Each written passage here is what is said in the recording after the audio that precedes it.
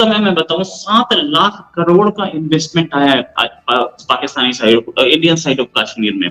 7 लाख करोड़ का, जब से ये 370 हटी। और इससे पहले तो आप ज़मीन खरीद ही नहीं सकते, तो इन्वेस्टमेंट कैसे आता? आप ज़मीन खरीद सकते हो, अब वहाँ इंडस्ट्रीज़ लग सकती हैं, अब वहाँ पावर प्लांट्स लग सकते हैं। 7 लाख करोड़ का 7 लाख करोड़ से ज़्यादा का इन्वेस्टमेंट है, जिसमें से 500 करोड़ का फॉरेन इन्वेस्टमेंट। ये दूसरा, कश्मीर में 5 लाख एडिशनल जॉब्स हम लोगों ने दी। अगर इस पूरे को आप देखें तो ये एक फिगर एक ऐसी है 7 लाख करोड़ की, जो कि शायद पाकिस्तान के पास पूरे पाकिस्तान में इतना इन्वेस्टमेंट नहीं पहुंचा है पिछले 2 साल में जितना इंडिया में।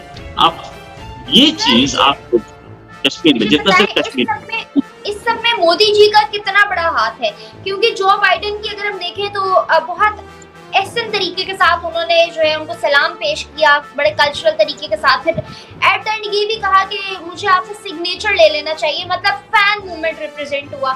तो इन सारी छोटे छोटे मूवमेंट्स को देखते हुए क्या कहेंगे आप कि ये मोदी का कितना रोल है इस सब में? देखिए, प्राइम मिनिस्टर मोदी जो हैं वो एक फिगर तो हैं, मतलब इन द सेंस कि प्राइम मिनिस्टर मोदी को की पॉपुलैरिटी तो बहुत हाई है। जापान की जो इनके जो फंक्शन था उसकी सारी टिकट्स बिक गई थी और वो बोल रहे थे, बाइडेन बोल रहे थे मुझे आपका ऑटोग्राफ चाहिए। प्राइम मिनिस्टर मोदी की एक पॉपुलैरिटी है, एक इंडियन डायस्पोरा है बाहर, और प्राइम मिनिस्टर मोदी की पॉपुलैरिटी इस हद तक है कि आप समझिए कि पापुआ न्यू गिनी के प्राइम मिनिस्टर ने उनके पैर तक छुए, ठीक है, पैर छू के उनको रिस्पेक्ट दी, ठीक है, नो डाउट। यहाँ पे इंडिया में प्राइम मिनिस्टर मोदी ने भी कई बुजुर्ग लेडीज की पैर छुए हैं, वो फोटोग्राफ्स अवेलेबल है, कोई नई चीज नहीं है। तो ऐसा है कि प्राइम मिनिस्टर मोदी को अपना हाईएस्ट सिविलियन अवार्ड पीजी ने दिया है, पापुआ न्यू गिनी ने दिया है, इससे पहले यूएई दे चुका है, इससे पहले सऊदी अरेबिया दे चुका है, फ्रांस दे चुका है। अगर मतलब इतनी पॉपुलैरिटी है और इतना प्राइम मिनिस्टर मोदी का वो है ऑरा है, या इतना लोग पसंद करते हैं, ऑफ कोर्स वो रिप्रेजेंट करते हैं वर्ल्ड की 5th लार्जेस्ट इकोनॉमी को, और वो रिप्रेजेंट करते हैं 4th लार्जेस्ट मिलिट्री पावर को, और वो रिप्रेजेंट करते हैं एक ऐसे कंट्री को जो अगले महीने, या बोलिए कि अगले से अगले महीने मींस 1.5 महीने बाद के आसपास तीसरा चंद्रयान भेजने वाला है, चांद पर एक प्रोजेक्ट भेजने वाला है, अपना मून मिशन मून, अपना पॉइंट 3, जो कि ल्यूनर लैंडर के साथ जाएगा और लैंडिंग करेगा, और लैंडिंग करने के बाद वो वहां पर घूम करके बताएगा क्या, ठीक है। इंडिया कुछ कंट्रीज में से है जो कि लूनर मिशन लेके गए थे। हमारे हमसाया मुल्क से बड़ा अच्छा टॉपिक है सर, वो ये है कि हमने देखा कि जब भारत के प्राइम मिनिस्टर उन्होंने एक दौरा किया कई कंट्री का, तो ऑस्ट्रेलिया पहुंचने पर उनकी एक डील सामने आ रही है जो कि माइग्रेशन डील के नाम से अभी तक मैंने उसको पढ़ा है, और उसमें उन्होंने अपने नौजवानों के लिए, अपने लोगों के लिए, दोनों कंट्रीज के लिए जो है वो बड़ा कमाल का एक काम किया। तो साहिब साहब, पहले तो मैं जानना चाहूंगी कि इसके ऊपर आप क्या कॉमेंट करना चाहते हैं? देखिए, मैं जो ये तो भी ऑस्ट्रेलिया का तो मेरा ख्याल में मोदी साहब का आखिरी स्टॉप होगा, लेकिन उससे पहले वो जापान के दौरे पर गए, वहां से हिरोशिमा में उन्होंने जाके इंदिरा गांधी का स्टैचू उसका उन्होंने इफ्तिताह किया।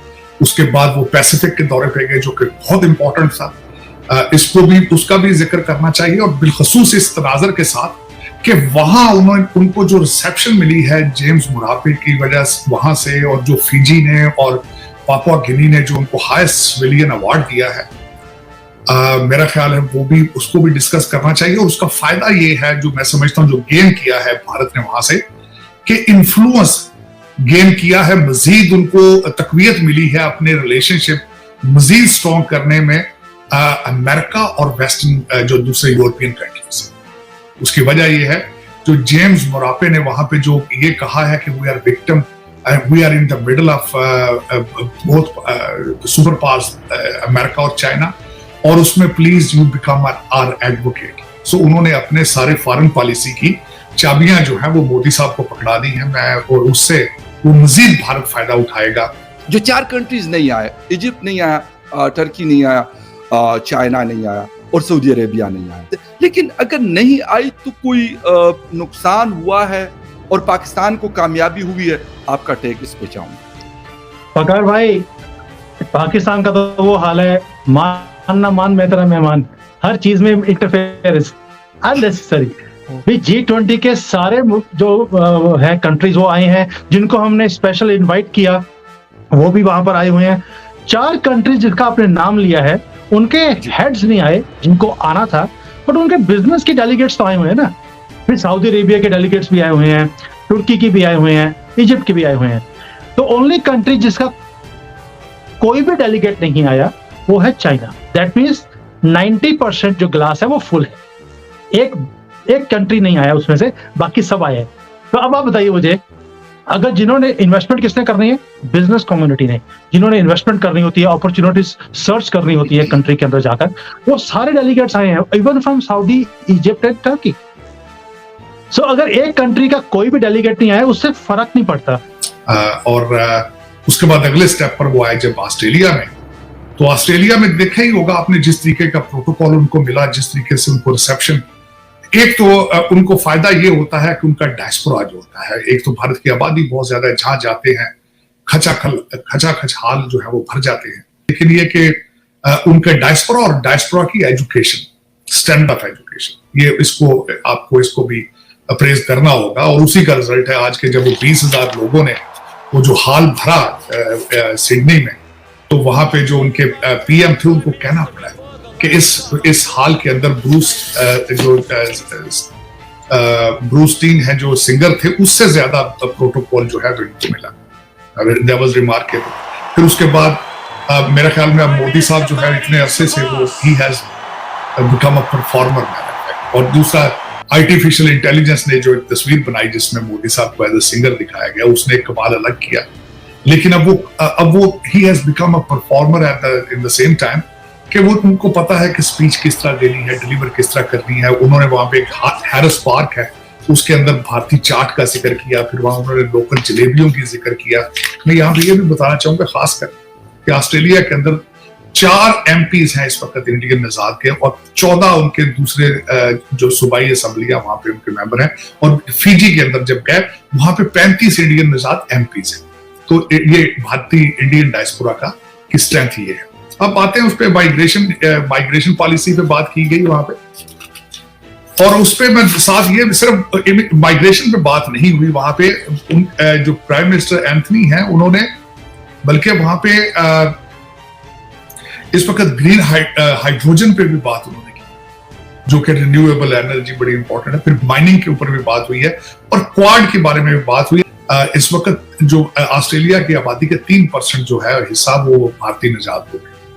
और यहाँ ये बताना चाहूंगा कि जब स्टूडेंट वहां जाते हैं अल्टीमेटली वो वहां पढ़ते हैं, और उसके बाद उनके पास ऑप्शन होता है ताकि वो वहीं रह सकें और वहां पे आइदर वो सिटीजनशिप ले सकें या वहां पे वो जॉबें ले सकें।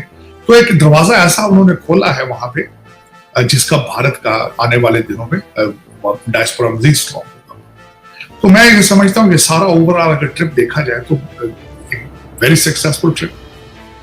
कहाँ G7, कहाँ G20, कहाँ मेरा मकसद है शंघाई कोऑपरेशन, और ये सारी चीजें देखी जाए अगर, तो Bharat is going take, Modi साहब और doctor Jaishankar is taking Bharat to the next level, of course to become a regional power, और they are leading the region, they are leading। उसमें कई चीजें अब नई, ग्लोबल साउथ एक लफ्ज बन चुका है। उसके बाद देखा जाए तो इंडो पैसिफिक लफ्ज एक बन चुका है। तो ये सारी चीजों का देखा जाए तो सेंटर जो है वो भारत ही बन रहा है हमारे। इस वक्त उनको जिस तरीके से अमेरिका अपनी फॉरेन पॉलिसी का हिस्सा बना चुका है, जिस तरीके से यूरोपियन यूनियन, और फिर देखें उन्होंने बैलेंस करते हैं हमेशा इसी ट्रिप के दौरान।